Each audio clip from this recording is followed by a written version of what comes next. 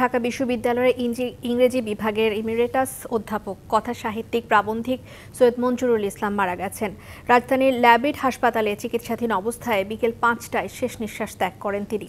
গত ৩রা অক্টোবর রাজধানীর ল্যাবিড হাসপাতালে অস্ত্রোপচারের মাধ্যমে তার হৃৎপিণ্ডে ২টি রিং পরানো হয়। পরে শারীরিক অবস্থার অবনতি হলে ৫ই অক্টোবর সন্ধ্যায় লাইফ সাপোর্ট দেয়া হয়। পরে আজ বিকেল ৫টায় চিকিৎসক তাকে মৃত ঘোষণা করেন। বরেণ্য এই শিক্ষাবিদের মরদেহ রাতে বারডেমের হিমঘরে রাখা হবে। সর্বস্তরের মানুষের শ্রদ্ধা নিবেদনের জন্য কাল সকাল ১১টায় মরদেহ কেন্দ্রীয় শহীদ মিনারে নেওয়া হবে। এরপর বাদ জোহর ঢাকা বিশ্ববিদ্যালয়ের কেন্দ্রীয় মসজিদে জানাজা হবে। দাফন হতে পারে মিরপুর বুদ্ধিজীবী কবরস্থানে।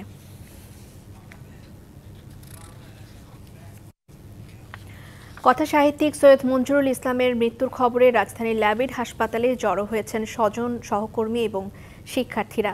সেখানে আছেন আমাদের সহকর্মী সাব্বির রোজ। সরাসরি তার কাছে চলে যাচ্ছি। সাব্বির, খুব স্বাভাবিকভাবে সেখানে একটি আবেগঘন পরিবেশের তৈরি হয়েছে। আপনার কাছে জানতে চাই সেখানে কি অবস্থা?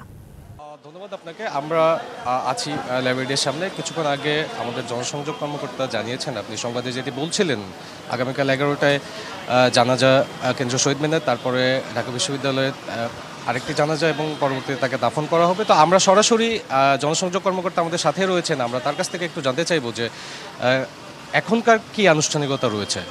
এখনকার আনুষ্ঠানিকতা বলতে এখন আমরা মরদেহ হস্তান্তর করব। তিনি basically professor doctor Syed Manjurul Islam, উনি ৭৫ বছর বয়স। উনি এসেছিলেন আমাদের হাসপাতালে ৩ তারিখে সকাল ১১টায়।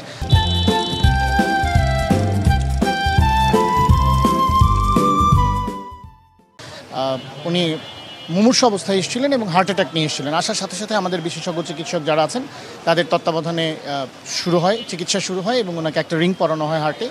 রিং পরানোর পরে যথারীতি ওনার যেহেতু এরা অনেক দিন আগ থেকেই উনি উচ্চ রক্তচাপ এবং কিডনিজনিত সমস্যা, সিকেডি যেটাকে আমরা বলি, ওই সমস্যায় ভুগছিলেন।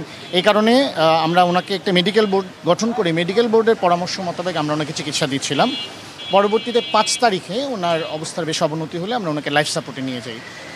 পরবর্তীতে আবার অবস্থার কিছুটা উন্নতি হলে ৭ তারিখে আমরা ওনাকে লাইফ সাপোর্ট খুলে দেওয়া হয়।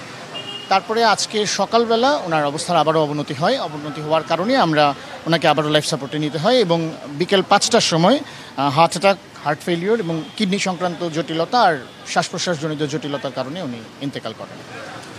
কালকের জানাজার যে প্রসেসগুলো রয়েছে একটু শর্টকাটে। আচ্ছা, আগামীকালকের বিষয়ে পরিবারের পক্ষ থেকে যেটা জেনেছি সেটা হচ্ছে আমরা মরদেহ হস্তান্তর করলে আজকে রাতে বারডেমে থাকবে। কালকে সকাল ১১টার সময় কেন্দ্রীয় শহীদ মিনারে যাবে সর্বসাধারণের শ্রদ্ধা নিবেদনের জন্য। তারপরে বাদ জোহর ঢাকা বিশ্ববিদ্যালয়ের কেন্দ্রীয় মসজিদে ওনার নামাজের জানাজা হবে এবং তারপর পরই ওনাকে মিরপুর বুদ্ধিজীবী কবরস্থানে দাফন করা হবে। এটি পরিবারের সিদ্ধান্ত আমরা জেনেছি।